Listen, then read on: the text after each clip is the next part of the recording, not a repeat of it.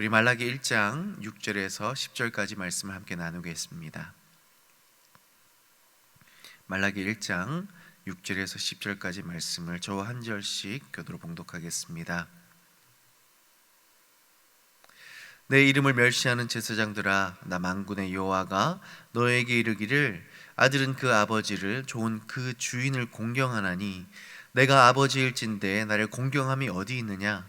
내가 주인일진데 나를 두려워함이 어디 있느냐 하나, 너희는 이르기를 우리가 어떻게 주의 이름을 멸시하였나이까 하는도다. 더러운 떡을 나의 제단에 드리고도 말하기를 우리가 어떻게 주를 더럽게 하였나이까 하는도다. 이는 너희가 여호와의 식탁은 경멸히 여길 것이라 말하기 때문이라. 만군의 여호와가 이르노라, 너희가 눈먼 희생 제물을 바치는 것이 어찌 악하지 아니하며 저는 것 병든 것을 드리는 것이 어찌 악하지 아니하냐? 이제 그것을 너희 총독에게 드려보라. 그가 너를 기뻐하겠으며 너를 받아주겠느냐? 너희는 나 하나님께 은혜를 구하면서 우리를 불쌍히 여기소서 하여보라. 너희가 이같이 행하였으니 내가 너희 중 하나인들 받겠느냐? 함께 읽겠습니다. 만군의 여호와가 이르노라, 너희가 내 제단 위에 헛되이 불사르지 못하게 하기 위하여 너희 중에 성전 문을 닫을 자가 있었으면 좋겠도다. 내가 너희를 기뻐하지 아니하며 너희가 손으로 드리는 것을 받지도 아니하리라. 아멘. 우리는 믿음으로 구원받고 믿음으로 하나님의 능력을 체험합니다. 그래서 성경은 늘 믿음을 강조하고 믿음이 있어야 하나님을 기쁘시게 할 수 있다라고 기록합니다. 그런데 이 믿음은 우리의 눈으로 보이지 않습니다. 그래서 누구의 믿음이 좋은지 누구의 믿음이 적은지를 판단할 수가 없습니다. 그러나 대체로 그 사람의 말과 행동을 통해서 또 그 사람이 어떤 삶을 살아가는지를 우리가 보면서 저 사람의 믿음이 이렇겠구나라고 짐작은 할 수 있는 것입니다. 신앙생활이라는 결국 곧 이 믿음을 가지고 구체적으로 삶에서 살아내는 것입니다. 하나님의 말씀을 그저 단순히 이해하고 아는 것으로 끝나는 것이 아니라 그것을 가지고 구체적으로 어떻게 살아내느냐, 그것이 바로 신앙생활이라는 것이죠. 따라서 우리가 얼마나 많이 아느냐가 중요한 것이 아니라 내가 알고 깨달은 그 말씀, 그것을 믿음으로 얼마나 주님의 말씀에 순종하며 살아가느냐, 그래서 그 순종을 통하여 우리의 삶에 얼마나 많은 열매를 맺고 있느냐, 그것이 우리 신앙의 척도가 되어야 합니다. 이러한 믿음은 요즘처럼 어려운 시기 속에서 더욱 귀하게 드러나기 마련입니다. 누구나 다 감사할 수 있고 누구나 다 기뻐할 수 있을 때 믿음은 잘 크게 드러나지 않습니다. 그런데 누구나 다 힘들어하고 지나가는 모든 사람들이 다 좌절감을 경험하고 있는 그때에 우리의 믿음은 진가를 발휘하는 것이죠. 살아계신 하나님의 능력을 믿는 그 한 사람, 신실하신 하나님의 섭리를 믿는 그 한 사람의 믿음은 위기일 때 가장 빛날 수가 있는 것입니다. 그래서 위기일 때 그 사람의 진짜 신앙이 드러난다라고 말하는 것입니다. 어제에 이어서 말라기 선지자가 이스라엘 향해서 계속적인 경고의 메시지를 선포하고 있습니다. 바벨론 70년 포로 생활에서 풀려내서 이제 고향 땅으로 돌아왔지만 여전히 그들의 삶은 힘들고 피폐하며 공허했던 이스라엘 백성들은 이렇게 불평을 늘어놓습니다. 도대체 하나님, 우리를 사랑하시는 것 맞나? 하나님 과연 살아계시는 것 맞나? 그렇다면 왜 이렇게 우리의 상황들은 계속적으로 어려워지는 것인가? 우리는 왜 이렇게 계속 힘들어야만 하는 것인가? 라는 이 불평과 풀어지지 않는 수많은 질문들 속에 하나님을 원망하고 있었던 모습이었습니다. 오늘 본문은 이러한 배경 속에서 이스라엘 백성들이 이제는 하나님께 마땅히 드려야 할 예배의 생활이 변질되고 그 무너진 신앙의 모습들이 결국 예배 속에서 어떻게 변질되어서 삶으로 드러나는지, 모습으로 드러나는지를 직접적으로 나타내주고 있습니다. 그들의 모습은 첫째로 예배자의 마음이 변질되어 버렸던 것이죠. 6절을 보니까 하나님을 공경함이 저들에게 도대체 찾아볼 수가 없다라고 합니다. 자식이 은혜를 베푼 부모를 공경하듯 하인이 자신의 목숨을 쥐고 펼 수 있는 그 주인을 두려워하는데, 이스라엘에게는 참 주인이시고 참 부모이신 하나님을 도대체 두려워하지도 않고 공경하지도 않고 있다라고 기록합니다. 또 7절에 심지어 하나님 앞에 눈먼 제물과 상한 제물을 드리면서도 불구하고 그들의 입술과 그들의 마음속에 여호와의 식탁은 경멸히 여길 것이라 라고 고백하고 있습니다. 이게 무슨 말이냐면, 하나님께 드려지는 떡상 아무거나 차려줘도 돼. 어차피 살펴보지도 않을 거, 어차피 하나님이 역사하지도 않을 거, 아무거나 드리는데 무슨 상관이 있어. 하나님 앞에 드리는 그 떡 아무거나 드려 그냥, 라고 공공연히 제사장들이 뿐만 아니라 그 예배를 섬기는, 그 예배를 나오는 모든 이들의 마음이 그러했다라는 것을 본문은 기록하고 있는 것이죠. 안타깝게도 이런 상을 드리면서도 그들에게는 전혀 뉘우침이 없고 문제시 되지 않고, 뿐만 아니라 그들의 오히려 이것을 생업으로 삼으면서 엉망인 예배를 드림에도 불구하고 하나님을 여전히 원망하고 그 하나님을 향하여 불평하고 있다. 이것이 끊임없는 악순환이 반복되면서도 불구하고 그들의 삶의 피폐함이 도대체 어디서 비롯된 것인가라는 원인조차 규명하지 못하는 어려운 삶에 계속적으로 반복되고 있다는 것이죠. 그런 그들을 향해서 하나님이 이렇게 경고하십니다. 인격적인 하나님, 우리가 어떤 모습으로 하나님 앞에 나아가는지에 따라서 후히 상을 베푸시기도 할 뿐만 아니라 그 인격적인 하나님은 우리의 삶에 따끔하게 질책하시기도 하고 때로는 심판으로 임하시기도 하셔서 결국 우리의 삶을 바꿔가시고 인도해 가시는 하나님, 그 하나님이 인격적인 하나님이라고 우리가 말하는데, 그 하나님께서 이스라엘 백성들에게 이렇게 경고하시는 겁니다. 네가 지금 드려지고 있는 이 제물을 가지고 너희를 다스리는 총독들에게 한번 이 예물을 꺼내 놓아 봐라. 과연 너희를 다스리는 총독이 이것을 기뻐해서 받아주겠느냐?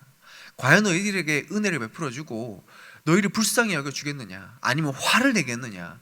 너희 스스로 너희가 드리고 있는 이 제물을 한번 생각해 보라라고 하나님이 경고하신다라는 것이죠. 심지어 하나님도 너무 화가 나셔서 도대체 너희들이 드려지는 이 예물을 받기 싫어서 누구가 제발 좀 저들이 성전으로 나오지 못하도록 문을 좀 닫아줬으면 좋겠다라고 하나님이 한탄하고 계시다라는 것이죠.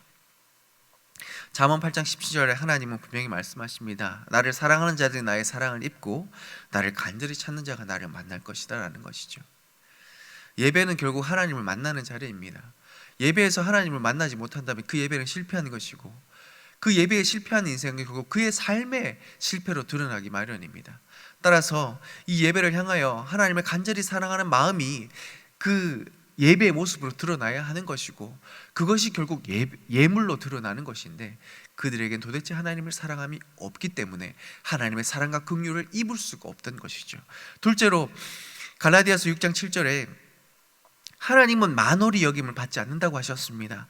사람이 무엇을 심든지 그대로 거두게 될 것이라고 합니다. 하나님은요,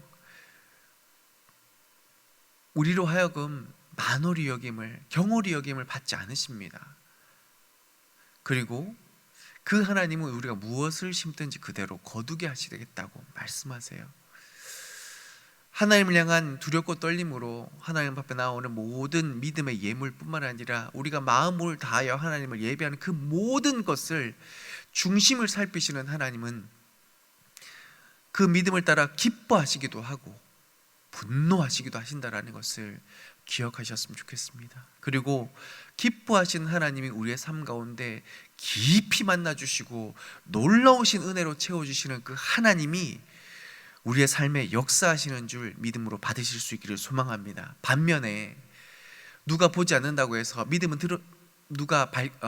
보이지 않는다고 해서 우리의 마음이 무너지고 하나님을 만홀히 여기고 뿐만 아니라 하나님께 드려지는 예물이 그냥 아무것도 쓸 것 다 쓰고 그냥 드려지는 그 예물을 하나님이 받으시겠지라고 오해한다면 우리의 삶 가운데 이스라엘 백성들이 경험했던 그 끊임없는 악순환은 우리의 삶에도 계속될 수밖에 없다라는 것을 우리는 두렵고 떨림으로 받을 수 있어야 합니다. 결국 말라기에서 나오는 그 경고의 내용은 결국 요한계시록의 라오디게아 교회를 향한 하나님의 경고와 비슷합니다. 거의 같습니다. 하나님께서 라오디게아 교회를 향하여서 이렇게 경고하십니다. 차든지 덥든지 둘 중에 하나를 하라고. 미지근한 신앙으로 열매 맺을 수 있는 것은 아무것도 없고 복받을 수 있는 것도 아무것도 없으니 뿐만 아니라 이 험하고 어려운 종말의 때를 살아가면서 너희가 도대체 버틸 수가 없으니 차든지 덥든지 하라라고 하나님께서 경고하시지 않습니까? 미지근한 신앙에는 특징이 있습니다. 알기는 아는데 행하지 않는 자들입니다. 알기는 아는데 제대로 알지 못하는 자들입니다. 따라서 제대로 행할 수도 없을 뿐만 아니라 열매를 맺을 수도 없는 것입니다. 간혹 행하기는 하는데 이 행함은 자기 의를 위한 것이지 하나님의 의를 위한 것이 결코 아니라서 자기에게 손해가 조금만 입혀진다고 하면 돌아서는 순식간에 돌아서는 그런 길가에 뿌려진 그런 믿음 같은 삶이 된다라는 것이죠. 이것이 미지근한 신앙입니다. 사랑하는 성도 여러분, 우리의 신앙은 어떤 모습입니까? 정말 좋은 땅에 뿌려진 씨앗과 같이 주님의 말씀이라면 아멘 하면서 30배, 60배, 100배의 열매를 맺는 신앙이십니까? 아니면 자기 의를 구하느라 상황이 바뀌면 믿음의 태도도 바뀌고 상황이 바뀌면 내 마음도 바뀌고 상황이 바뀌면 언제든지 내 믿음을 뒤로 할 수 있는 그런 길가에 뿌려진 그런 믿음의 씨앗 같은 모습입니까? 우리의 삶을 오늘 이 새벽에 한번 점검해 보면서 다시 한번 더 하나님의 은혜가 임할 수밖에 없는 그 믿음의 고백으로 다시 한번 더 회복되며 나아올 수 있기를 주님의 이름으로 축복합니다. 하나님의 은혜를 구한다면 우리의 예배 생활부터 달라져야 합니다. 하나님께서 오늘 본문을 통해서 정말 하나님의 은혜를 구한다면, 정말 우리의 삶에 하나님의 역사가 나타나길 바란다면 예배부터 다르게 하라고 말씀하십니다. 예배는 결국 하나님을 만나는 자리인데 우리를 만나 주실 그 하나님은 우리의 중심을 살피십니다. 그 중심이 새로워질 때 우리의 믿음의 태도가 바뀌는 것이고 우리가 하나님 앞에 드려지는 모든 것이 바뀌어질 수 있는 것입니다.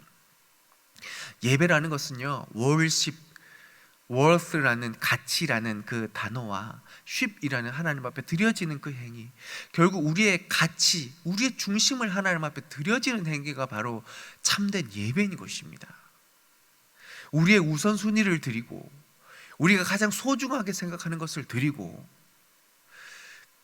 우리의 만족이 아니라 하나님의 만족, 하나님의 기쁨을 먼저 생각하는 것이 참된 예배인 것입니다.